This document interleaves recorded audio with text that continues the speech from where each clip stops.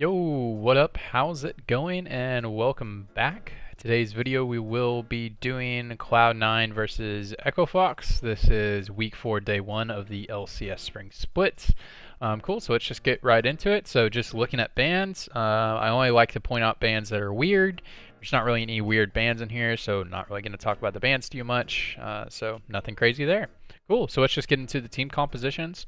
So I'll start out with Echo Fox team composition because theirs is a little different in terms of it just looks different because they have the Varus Morgana bottom lane, which is just a little bit different than what we're used to seeing in terms of what everybody else has been playing on 9.3. I don't know why it says patch 9.4. Was that micro patch considered a patch? I don't think so, but anyways, a lot of typos on the LCS and LEC lately. But anyways, I actually do like the Echo Fox draft. I actually do like the Echo Fox draft a lot because they have a clear winning side of the map. So this is actually a winning side of the map. So the Echo Fox, or winning side in terms of priority. So Varus, Morgana actually get a lot of priority in this lane versus Sivir and Alistar.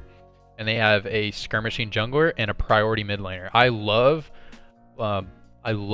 bot mid river control. Like, I think bot mid river control is so important in this meta. So you can actually have control of the bot lane, control of the mid lane, and so you can have full vision control of river.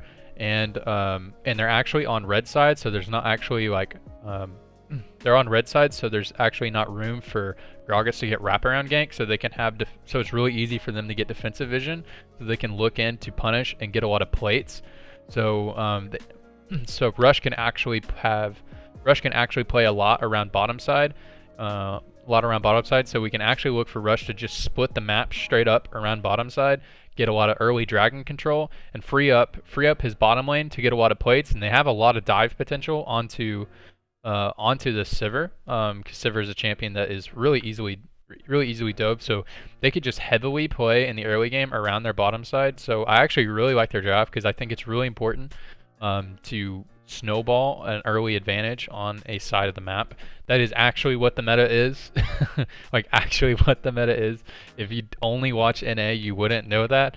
But getting an early snowball advantage on a side of the map, I think is really important, especially the bot mid side is really great for dragon control. How powerful dragons are nowadays is so important. If you do around top side, split push is really viable, but they do not draft for split push. I obviously had the sign. So their big win condition is centered around their Varus getting strong, and Varus can come online really early in the game at the 1 and 2 items. So would really look for them to play around that win condition, have a lot of dive potential with Lissandra, and should have a lot of lane priority. So I actually really like their draft, but they don't really play around that win condition. So, and they also kind of have some misexecution by the players, so that kind of is not completely the jungler's fault as it kind of looked in the game. But anyways, looking over at Cloud9, so looking at Cloud9's composition, so this composition definitely comes online at the mid game. Definitely has a little bit more trouble in the laning phase. So Urgot definitely wins the laning phase, right? So definitely a winning matchup. So even though you've seen some Sions in NA solo kill the Urgots, I mean Licorice solo killed Huni on the Sion, or like on Sion versus Urgot. I promise you that's not how the matchup goes. Sion does not solo kill Urgot unless you do something very wrong, unless you mess up your E. So the Urgot definitely wins this matchup. So this is a winning matchup. The Syndra, this is an okay in terms of lane priority. For the early game, Lissandra definitely can get the push if she wants to, but we'll generally probably think this is probably like an even lane state. But if Lissandra really wants to, can just shove the wave early into the game in that one item, but can make it into kind of a neutral lane state. Neither of them really has a lot of kill potential on either of them though, but does have a lot of gank setup. But Echo Fox does have a lot of gank setup with the Lissandra, but probably would think the Lee Sin would want to play around bot side anyways. Cool. They have cool, and their bottom lane is Sivir Alistar. This lane should get shoved in by the Varus and Morgana, or can get shoved in by the Varus and Morgana. So does not have a winning bottom side. Does have some kill potential onto the Varus Morgana, if the Varus Morgana does not play the laning phase correctly. So does have some kill pressure, but in general this is a losing matchup in terms of lane prioritization. And we also have the Gragas pick. So the Gragas pick, Gragas does have a lot of gank setup with this team. So it has good gank setup with the Syndra, so it can have a lot of 1v2 or 2v2 potential with the Syndra, and also has good gank setup with essentially all of the lanes. Has pretty good gank setup. So, but this team composition really comes online in the mid game. So really just wants to get out of the laning phase and get to those mid game team fights. So, Echo Fox's team really wants to snowball out of the really wants to snowball the early game and get advantages in the early game so that they're more powerful. And this team comp really is also a really good mid-game team fight comp, but really does want to get early advantages to have those advantages into the mid-game team fight, and just outright win the game through that. So get advantages through bot side, get the turret platings, get the turret down, maybe dive bottom, rotate that bot lane top side, get the Rift Herald, take that. Take your bottom lane mid, and then you just have a huge advantage, so you win those mid-game team fights. So if I had to pick a draft I honestly would favor Echo Fox. They just have to execute that early game, and they actually would win those mid-game fights pretty handedly. And Cloud9's draft actually just has to mitigate the early risk just a little bit, and their team comp actually just really wants to go forward, has a lot of explosive creative engages, and can win those mid-game fights. And then also obviously the late game insurance of the Sivir is there, so it'd be cool to see, interesting to see how this game pans out. I've obviously already seen the game, but I don't remember everything that exactly happens. I know Echo Fox has a lot of individual player mistakes in this game that makes their team composition have a lot of problems in terms of what they wanted to do in this game, so they kind of have to adapt, which is part of the game. Adapting is part of the game of League of Legends, but they make a lot of individual mistakes that there's a lot of interesting decisions making by Rush, honestly, in terms of where he wants to play on the map, which may have been a coaching decision rather than a Rush decision. And then individual mistakes by Hakuho in this game that makes their early game advantages disadvantage or non-advantageous anymore. Not necessarily disadvantages, but just the advantages that they have in the early game no longer advantages. Yeah, there was a game pause. Cool, so we'll talk about jungle pathing. Zeyzal getting a little chunked out, but I think he's... Oh, he does have to flash. So Zeyzal doesn't have flash. Oof. So Gragas might start topside up here. Oh, let's see where Gragas starts. Where Gragas starts will be interesting. Okay, he's going to start bottom side. I thought he might start topside because he just wants to match and go down to protect his bottom lane. He might just be wanting to look for a full clear. Let's see. Let's see what he actually ends up doing.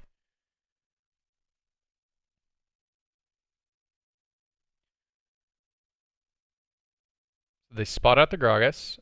Lee Sin's standard clear is just red, Krugs, and then Scuttle. So Svenskeren could just look for Scuttle Crab, or if he's just also going for a full clear because he doesn't want to get invaded. Okay, that makes sense. Rush looks for a vertical jungle. Doesn't actually get it. So good decision making by Svenskeren. So Svenskeren actually gets Scuttle Crab. Nice. So really good, actually really good pathing by Svenskeren there. That's standard Lee pathing, by the way, is you just do red and then Krugs. But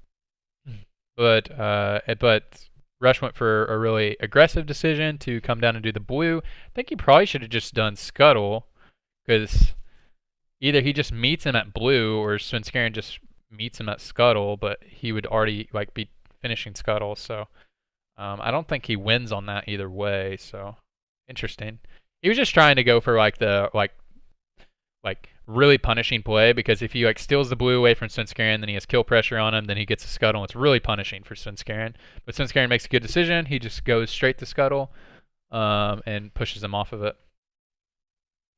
Ooh, can you imagine if Nisqy would have picked that up? That's what he was going for. They don't end up running into each other.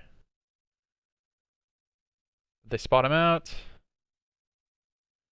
And Svenskeren has Predator up now, and he could just go get his rubber banded camp.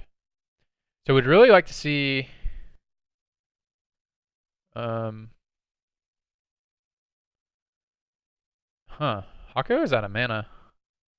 It's really weird that they're getting pushed in. It kind of doesn't make sense. I think maybe they're just playing back right there, but Hakuho gets killed right here because he's out of mana. So that was just a big mistake in the laning phase, but for sure that lane has the push. There's no way it doesn't. Like, there's no way I'm wrong about that. I mean, feel free for anybody to correct me, but that must be so it must be a team call that they don't want to push that lane. So he comes out and he puts the W when he has no mana. So, and Zeyzal has full mana, full health. So that was a really bad play by Hakuho. So he just literally instantly dies. So that was just a terrible play. I mean, he can't go for that play. He just has to back. So yeah, just terrible play. But in terms of like the push priority and what they're doing, so that just must be a team call, like a conscious team call that they're not gonna play around bottom side, like because. I mean, they mustn't. Were they? If they were pushing before, and I mean, they're not pushing now. One, because they're out of mana. Two, because Lee Sin's topside. And they don't know where Gragas is. I don't know if they're pushing before because literally with Morgana lane and Varus, you just put your tormented soil, your W. You just put it on. You just put it on the person you want to poke and the minion wave. Like you just put it on the person you want to poke and the minion wave, and then the AD carry like hits the minions, right? And you instantly hit down the minion wave. And you can also, and then you just, do the I don't know what the ability's called, but the Varus thing. You just shoot the things on the Varus thing and you insta kill the wave and you just have priority the whole laning phase.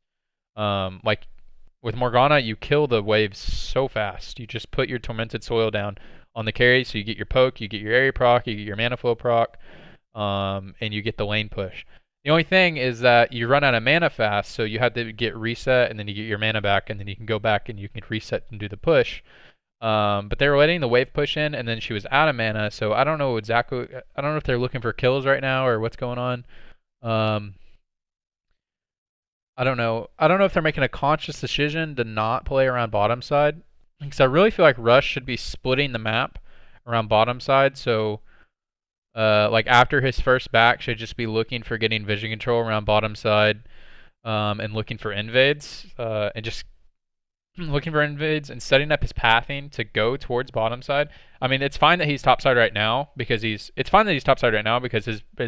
camps are rubber band spawning, so he has to clear them. So he's gonna clear them, and then if he can go bottom side and is Morgana come back and then go for full shove. But Morgana dying was really problematic, but Zeyzal did get the kill, so it's not like Sneaky just got a huge gold buy and he's going to come back with a BF, and Varus has nothing, but that was just really bad by Hakuho. I mean, he just walks up with no mana and W's nothing. It just W's for, like, I guess it's mana flow proc.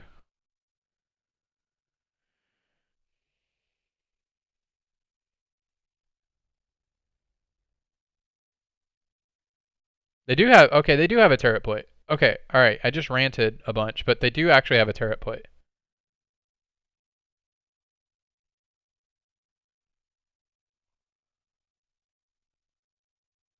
Alright, Sneaky gets a turret plate.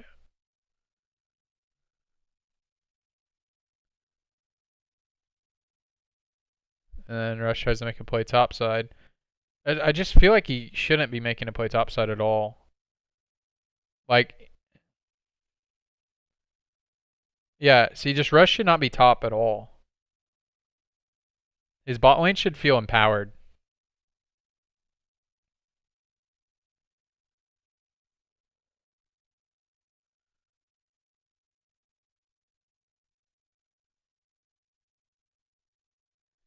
That was also just bad by them again. Yeah, so them knowing that Rush is making a play top. If Rush is making a play top, then the Echo Fox bot lane can't be pushed up into the river though. Like looking for a vision battle. So that's just a bad play by everybody. But like this top lane should not be touched at all. Like you should not be touching this top lane at all. But also like Solo might be, he's 30 CS down. Well actually he's really only like 20 because he's about to clear this wave.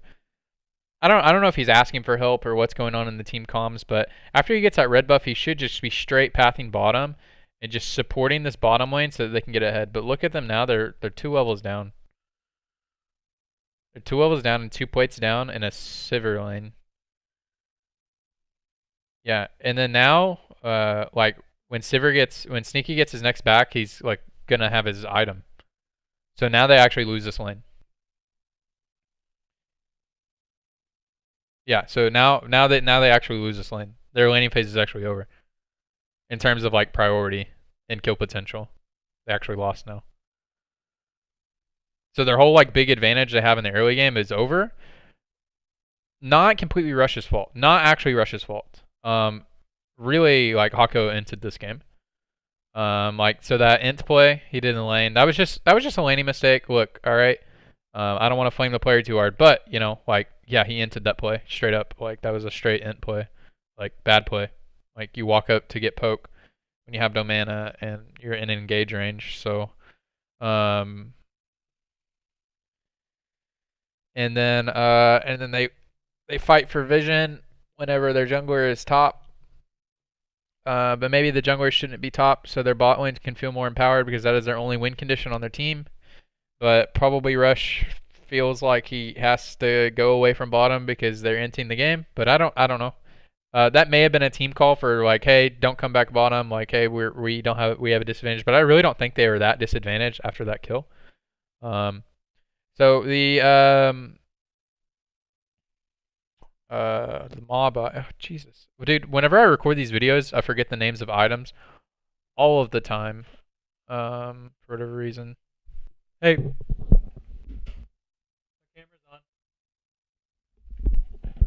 I forget the names for items all the time for whatever reason.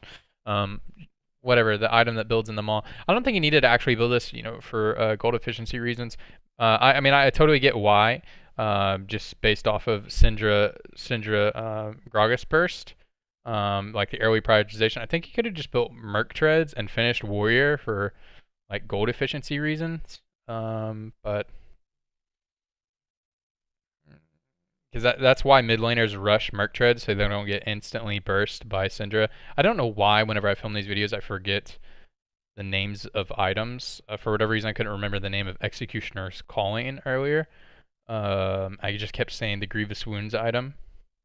And now I'm saying the item that upgrades in the Maw Memorius. Hex Drinker. Jesus Christ. Hex Drinker. Yeah, that was funny. Yeah, so now Rush is playing around bottom side, but they really don't have a big advantage now. Because of that Essence Reaver finish.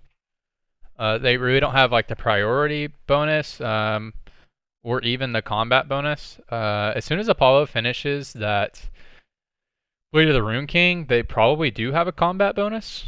Just that one item spike is better than Sivir's one item spike. Yeah, and so they have a decent 2v2 setup, right? With Rush and Fenix as well. X-Drinker came in pretty clutch there, but probably Merc Treads would have done just well. That was so greedy. I would have gone for that too, though. So greedy.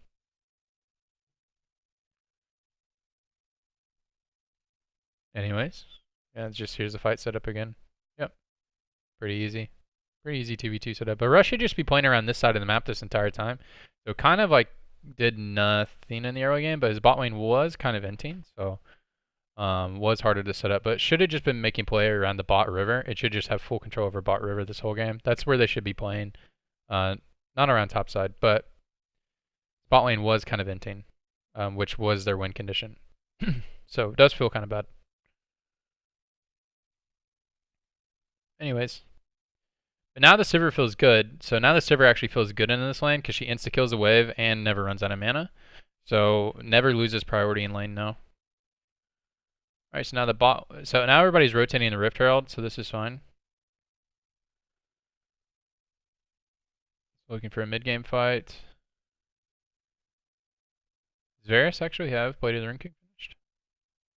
Yeah, so if a Phoenix can get a really good engage, the team fight is very winnable for them. And that ult by Licorice was really good.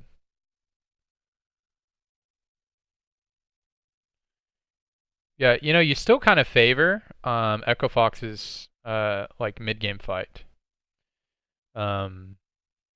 you'd have to say, right? You'd have to say you still kind of favor what Echo Fox is bringing to the table, just because the champions they have.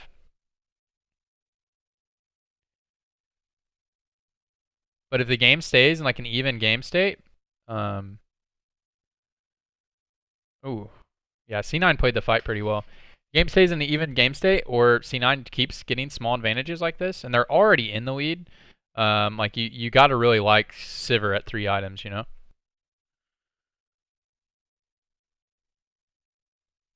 And all the disruption that Gragas and Alistar can do. It's not like either like both team comps are great, and C9's already in an advantage. Lee Sin won't finish his warrior. At this point, maybe you just don't finish warrior, but I think maybe just build Merc Treads and then build the Hex Drinker like later. I really think you finish warrior. Not having any CDR on Lee feels really bad. I don't know. It's just interesting. I think you just build the Merc Treads. And then Hex Drinker. But really prioritizing getting GA and Hex Drinker, but I mean now you feel nice because the GA Hex Drinker is nice, but I don't know. Still no damage.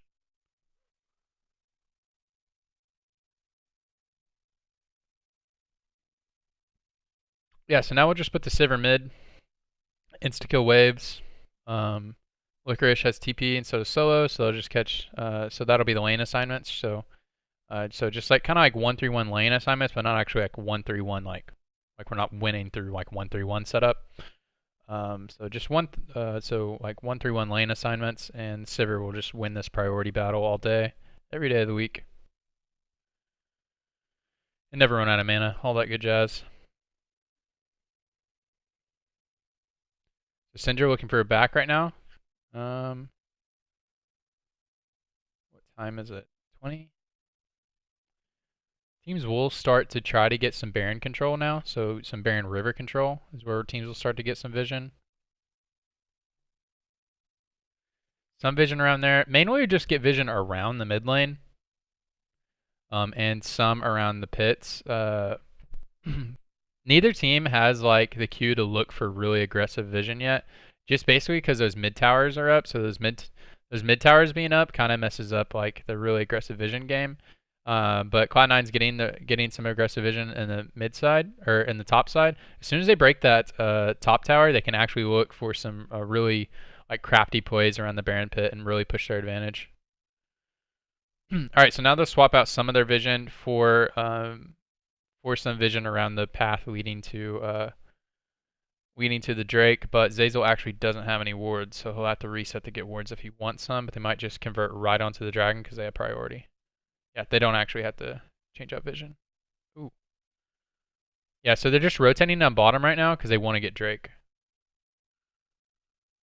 They actually really chunked out Rush, and Licorice has TP, so he's just going to back and then TP back. Try Solo, they just did an insta ult. That would have insta ulted. Yep, and they just got Dragon. They have vision of them backing up. They saw them walk through that path, that ward up here. Yep. So now Zeyzal's just going to recall, get his wards, and they're just going to reset up getting like aggressive vision into this quadrant. They can actually just look in to push in this side. Ooh, looking for, oh yeah, they get this kill on him. Nice. This is actually a really big kill. It's just really nice because they can get priority over here, and actually either deny waves or force somebody to answer so they can actually like threaten Baron in a second. Echo Fox answering with getting tower top. So, ooh, they're actually just pushing in tower. So they denied a whole minion wave and then denying a second minion wave as well. Nobody's actually answering just because Solo is just going to respawn and answer, but 2 minion waves got denied to Solo. That's actually pretty important. That's actually really good for C9. You get a stone plate, I think.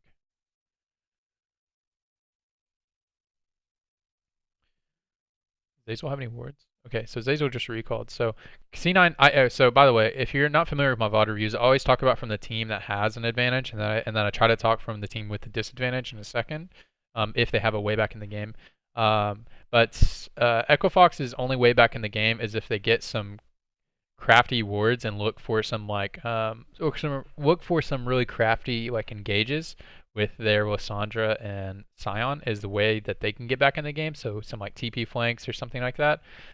So getting like wards like this ward, and getting some deep vision and try to get wards around the pit so that C9 can't threaten Baron. And what C9 wants to do is one, try to clear the flank wards because that's Echo Fox's only win condition, and then get forward vision so that they can threaten Baron.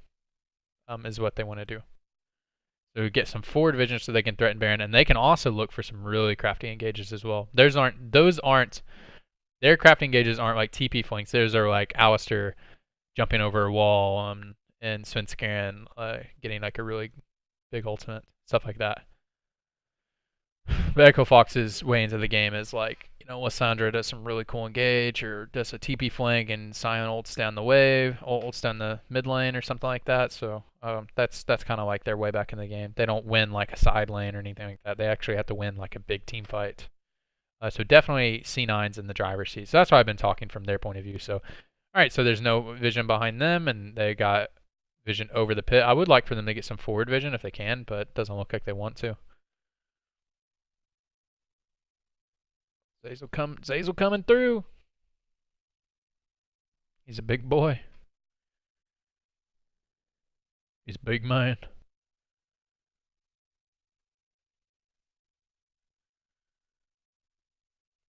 Yep. Ooh. Get the Hex Shrink. Don't quite get everything.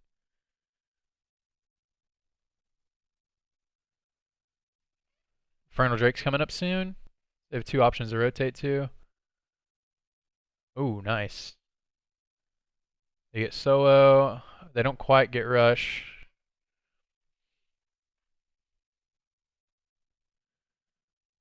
Oh, did Fenix not ult that fight? So Fenix is waiting in base for his TP. Okay, yeah, he just TP'd in, but nothing happened.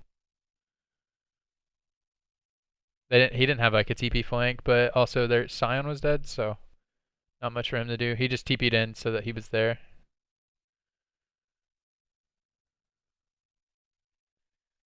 Oh, I remember watching this fight. I remember thinking they had pretty good setup for a flank. Echo Fox did. But they're just really far behind, so it's really hard now. Okay. Alright, so Sion's here. And Zeyzal's coming in for the flank. So what's so rough about this is that Zeyzal's coming in for the flank, and Zeyzal's coming in for the flank, and they're really wanting to wait on Sion. But can you imagine if Lissandra just ease over, flash root ults right here? That would be insane. And then the Varus, Varus is not ult. That's all they have right here.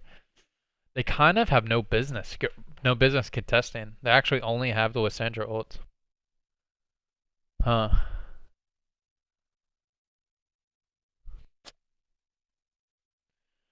When I was watching this live, I was like, huh, maybe he can look for this big flank right here. Because I was looking for that, and I didn't even see Zeyzal when I was watching this live. But this was nice.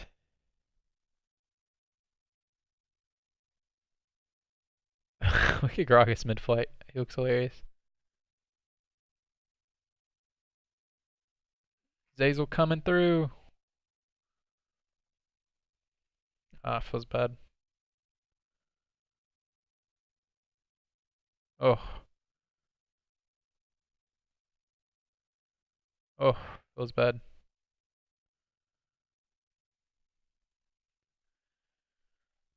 Yeah, and they'll just take this and then go to Baron, probably, right?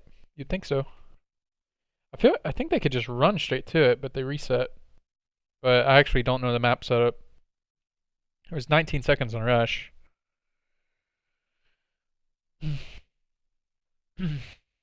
And they had kind of staggered spawns, but they reset rather. I think maybe they could have just took it. They had an ocean. Huh. I think they maybe could have just took it. I don't know exactly the map setup because it made me watch that replay. And like exactly everybody's respawn timer, but they maybe could have just taken it. Fenix was dead. Rush was dead. Solo was dead, I want to say. Apollo was just respawning. They didn't have mid prio, but I don't think it mattered. Ooh, double Infernal.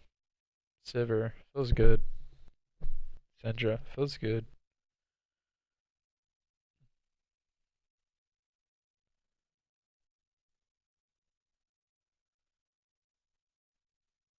This fight was played kind of poorly by C9.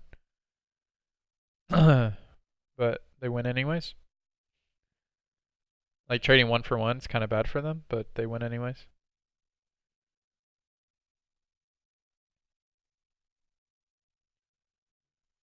But since they have so much priority mid and they see Sion bottom, they can just go straight to the Baron.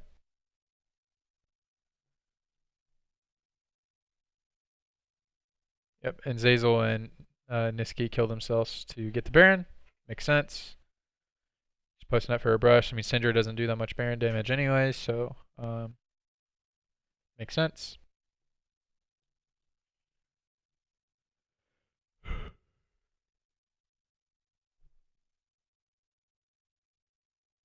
Yep, and I will just reset and look for a siege. Elder's up in 45, so getting deep vision into the bottom side jungle, getting mid prio, pushing in bottom, and then can actually just rotate, grab that, and then look for like an end fight. Or can just look for an end fight here if they actually want to contest. Yeah, so just pushing in bottom. Oh, this was nice when they just walled them off. Yeah. Since they had priority mid and all of Echo Fox went to meet, and so they just pushed in bottom and got the tower open. It was pretty nice.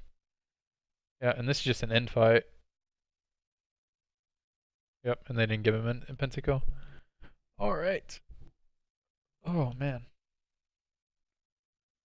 No penta for you.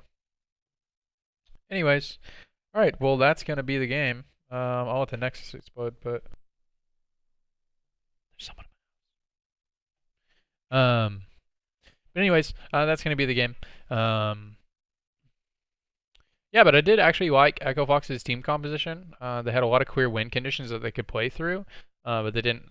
But their win condition kind of ended the laning phase a little bit, and then the necessary tools on their team to play around the win conditions. If they needed to play around the win conditions, necessarily their jungler and their mid laner didn't necessarily play around that win condition, which could have been a team call. So you can't necessarily just blame the players themselves. So the bottom lane was losing, so they couldn't necessarily play around that win condition very well. But after the first death by the Morgana, they probably still could have played around that win condition because that death didn't mean that much. It did mean a little bit because her dying allowed the Sivir to get the turret plating.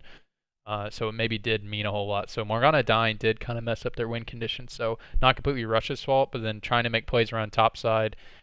Then freed up Svenskeren to try to make a play around bottom side, but then the bot lane fought for vision while their jungler was topside, and they knew that the enemy knew that their jungler was topside, so just a mess, really, just a mess. Not playing to your win condition, not playing to your strengths, so just kind of a mess for Echo Fox, but I definitely think their draft was fine. Their draft, I actually like their draft. So their draft is fine, just not playing to your team strengths, so definitely need to play your team strength in the future. Anyways, hey, really enjoyed doing that VOD review. If you enjoyed that VOD review, then cool. All right, that's gonna be it for that one. Thank you so much. Bye bye. Bye bye. Bye bye. There's stop record. I found it. Okay. Bye bye. Bye bye.